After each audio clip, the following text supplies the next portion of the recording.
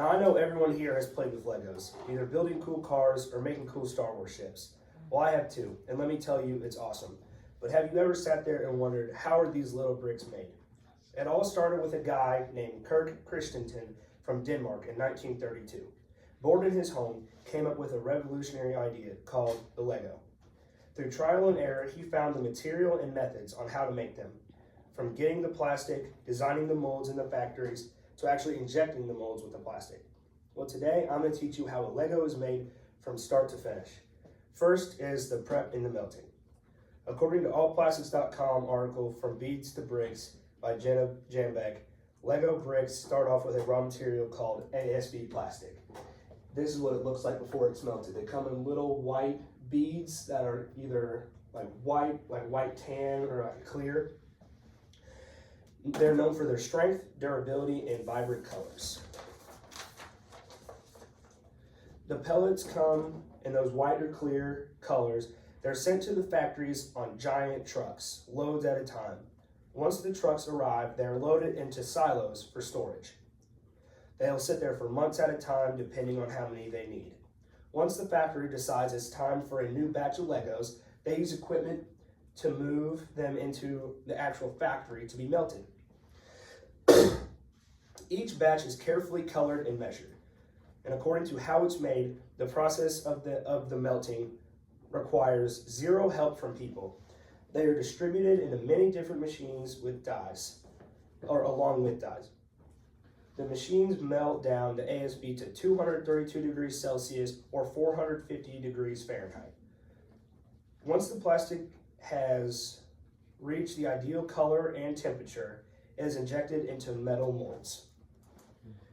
That's what it comes out melted like, and it is injected straight into the molds like that.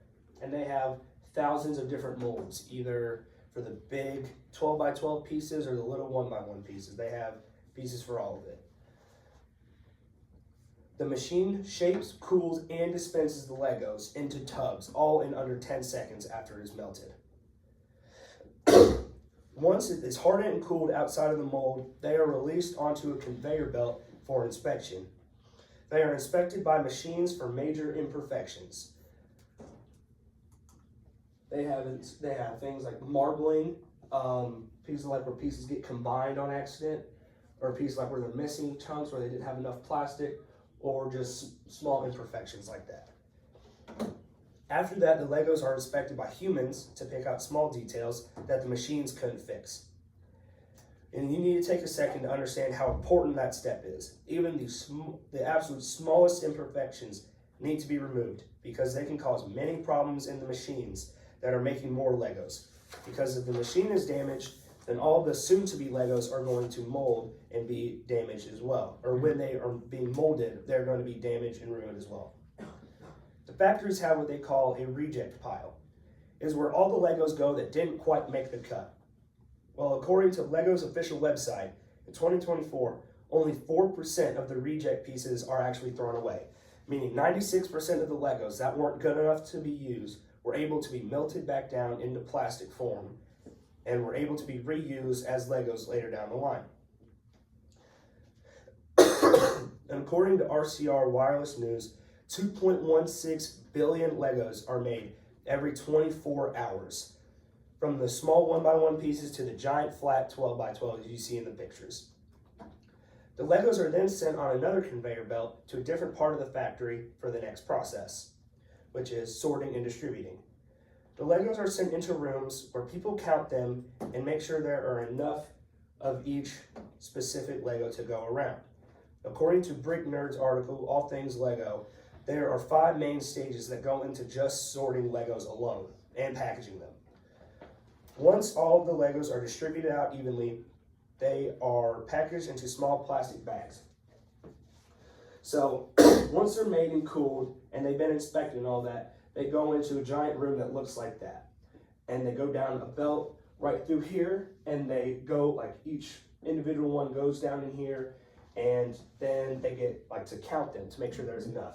And then they get sent off to another place to get sorted.